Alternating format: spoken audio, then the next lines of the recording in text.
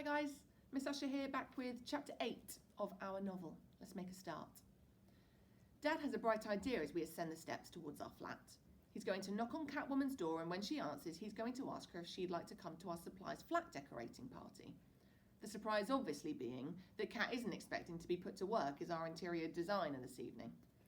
When Cat answers the door and Dad explains we've been shopping and we'd love her help, she doesn't seem to mind. In fact, her face lights up like an arcade game, and she says she's enjoyed chatting to Dad the last time and she'd love to give us a hand. Only one, says Dad and laughs. I think you'll require both because the flat needs some serious attention. Cat laughs too. 5 minutes later, Cat turns up in our flat with her hair in a messy bun secured with a comb. Within half an hour, she's positioned the beige cushions on a diagonal on the old sofa, propped the canvas on the mantelpiece, hung the fairy lights over the window, put the silver photo frame on a shelf and told us to find a photo for it, and put the fake lilies in the vase and place them on the table. As Cat steps back and admires the flowers, I say, "They're my mum's favourites." "She's dead though," pipes up Billy. I blink. Cat doesn't say anything. Instead, she pulls up her sleeve and shows me a tiny lily tattoo on her wrist. "Look," she whispers, "lilies are my mum's favourite flower too." Just as I'm about to ask more questions about the tattoo, Dad appears with a toilet brush, waving it in the air and asking what he's supposed to do with it. Cat grins and says it's up to him, but she usually shoves it down the toilet with a bit of bleach. Dad laughs, and soon, with a bit more work, the flat's looking more cheerful than it did when we moved. To be fair, I think it's because Cat's here and she's made Dad put on the radio at full blast, and now she's singing at the top of her voice. It sort of feels as though the sun's just come out from behind a cloud. Even Billy's happily wandering around, wearing the muddy-coloured throw and pretending he's invisible. Every so often, Cat tickles him through the fabric, and I can hear Billy snort and laugh before running away again. As a reward for everyone, Dad says he'll order in a pizza, our favourite, and asks what we'd like. Billy and I choose cheese and tomato. Dad wants spicy pepperoni, and Cat says she doesn't mind and will eat anything. So Dad orders half and half. Cat ends up giving Billy her last slice of pizza, and when she says she'd better get home, Billy doesn't want her to go and gives her the biggest hug. Cat hugs him straight back, only it's longer and tighter. It gives me a warm feeling inside my tummy. Mind you, that could have been the pizza. When Cat's gone, I sit on the sofa and stare at the lilies for the longest time.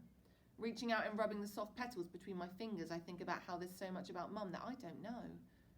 But instead of feeling sad about it, I feel just that little bit better, because when I find out new stuff about Mum, it makes her feel alive to me again, like she's all around me and it wasn't the end. Tonight, I mentioned Mum and it didn't feel strange talking about her. Billy joins me on the sofa and says, "Do you think we'll ever see Pearl again?" He adds how he really liked having Cat around earlier, but she's not Pearl. Pearl is just that bit more special. Billy's right, because Dad always told us pearls are special. He said they're one of a kind, beautiful, and if you find one, it's magical and you'll want to hold on to it forever. Once, he told us how real pearls are made. The magic starts when a tiny speck of grit gets under the skin of an oyster. To protect itself, the oyster covers the object in the same stuff that makes up its shell, eventually forming a pearl. In all his time in the fish factory and on the fish delivery rounds, Dad said he had never found a real pearl. But in real life, he had found one, because pearl was every bit as beautiful and special as a proper pearl. But Dad didn't hold on to his pearl forever, like he said. He let her go. And I still don't understand why. At school today, something weird happens at morning break. Something that helps Snoop, big time. Just as I'd almost given up on finding Pearl, I did discover exactly where she is. And it's all thanks to Mimi Dixon. It starts off with Mimi beckoning me over in the playground. She's drinking a carton of orange juice, and as I walk towards her, she crushes it with one hand and fires it into the bin. When I reach her, she sucks in her cheeks. "What's with the face?" I ask. Mimi stares at me and says she's practicing for when she's on America's Next Top Model. I say she doesn't live in America, and she says they've had a UK invasion before. I realise that none of this explains how she helped me find out Pearl's whereabouts, but what she utters next does. "You're not even here," says Mimi, relaxing her pout. She folds her arms and leans back against the wall. "How come I'm talking to you then?" I reply, getting a bit tired of Mimi's attitude. Mimi ignores me and says, "You're just a figment of my imagination." She pushes herself off the wall and reaches into her blazer pocket, pulling out a watermelon lip gloss that she slicks over her lips. "Your imagination's ace." Yes, I'm quite good at giving attitude back. Mimi puts the lip gloss away and spits. "Actually, my imagination is ace. I'm good at everything. I do loads of after-school clubs and have medals for my kung fu, and," Mimi waves her arms. I'm top of the class here too, and no new person coming in is going to take that away from me, especially one who's not even really here. This girl is clearly crackers. I begin to walk away. You can't walk away from me because you're not even supposed to be here. Sweet baby Jesus, what is wrong with her? I know you're being homeschooled, and if you're being homeschooled, you're not supposed to be here. When I turn, Mimi pulls a face at me. If Abitha Nana was here, she'd warn Mimi that her face will stick like that if the wind changes. What's more, with a face like that, she's never going to win a model competition, in America or anywhere else. It must be true because it was your mum that said you're being homeschooled, and that means you should be at home, not here, and I'm going to tell on you. Nope, my mum did not say that. Turns out Mimi's cousin, Chloe Jasmine, met my mum and had a little chat with her. Hold your horses, as Abitha Nana would say. Not that she has ever held horses, because Abitha Nana did not like horses after an unfortunate incident with one that mistook her finger for a carrot. I think your cousin's mistaken, I say. Mimi's voice is smug when she says, Chloe Jasmine goes to your old school, and I was at her house, and I happened to mention there was a new boy in my class called Beckett Rumsey, and she said she knew all about you. Chloe Jasmine said you'd left your school in a mega hurry and never came back after half term, and everyone was talking about you.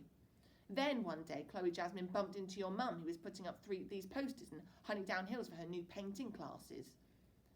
I don't think so, I whisper, remembering that there was a girl called Chloe in the year below me. My friend, Spud, used to say she had teeth like a hippopotamus, which sort of figures because Mimi's teeth are a bit like that too. Yes, it was your mum. Mimi nods so much it's a wonder her head doesn't fall off. Chloe Jasmine had seen her at the school gates before when she was picking you up from school, and everyone knew she was an artist. Chloe Jasmine got talking to her about art because her dad likes drawing. Anyway, your mum said she was doing live classes in Honeydown Hills and Eden if her dad wanted to attend. When Chloe Jasmine told her mum said no way was her dad painting naked ladies. Anyway, Chloe Jasmine got talking about you and asked where you were, and your mum said you were being homeschooled, yet here you are. I insist it's all a mix-up, but I feel my eyes prickle with unformed tears, and it isn't because Chloe Jasmine mistook Pearl for my mum, but because Pearl has been pretending she's still part of our lives when we haven't spoken to her in over a week. What's more, Pearl hasn't answered our texts either. Why is Pearl lying about me? A real mum would never do that. I see you're still wearing the butterfly bracelet, whispers Neva, writing down that the coloured part of the eye is the pupil in our science test. I mutter, pointing. I what? Neva hisses back. Iris, not the pupil. I write down my answer as Mr. Beagle asks the next question. He glances at his watch and says we don't have long before lunch, and can we please speed up a little bit? I saw you talking to Mimi in the playground, whispers Neva. She writes that the long pipe that shifts food from the back of your throat to your stomach is called drain. You look sad. Esophagus, I murmur, not drain pipe. Even if I was, it has nothing to do with the bracelet, so what do you care? I think again about how Pearl has been lying about me. Neva's right. I am sad about it. After I spoke to Mimi, I spent ages sitting on my own on the gravel pathway, picking at a tuft of grass. Neva writes down esophagus. Well, I think that's what she writes, but she can't spell it properly. It looks like osophagus. I do care. I don't give butterfly bracelets to everyone, you know.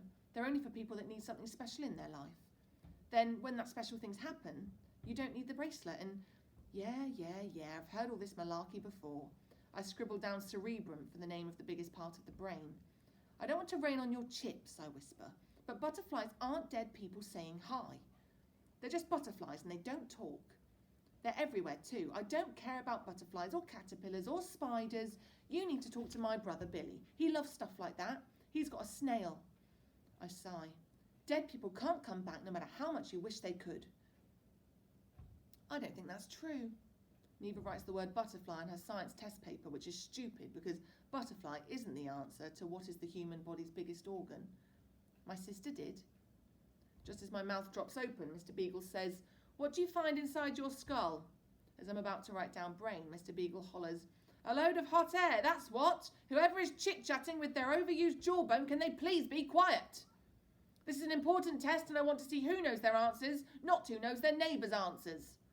Mimi glances over at me and grins. Seriously, she's really got it in for me. Firstly, telling me that I'm not all that great just because I'm new, then telling me that I'm being homeschooled, and now this, smiling when I get told off.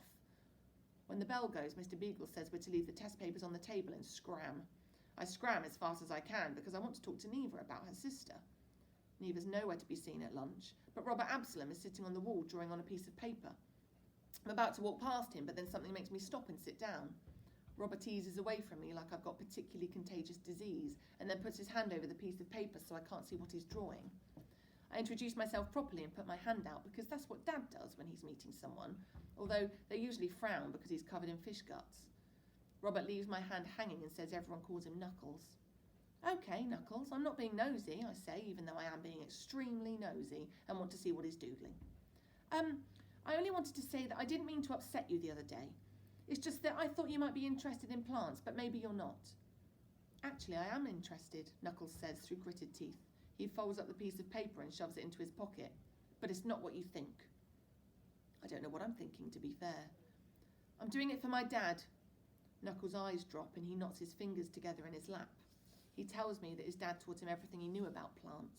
He was brilliant at making small seeds grow into great big trees. Without warning, Knuckles does a sigh so long I half expect a man with a stopwatch from Guinness World Records to jump out of a hedge. Anyway, that's all over now. His jaw tightens. Why?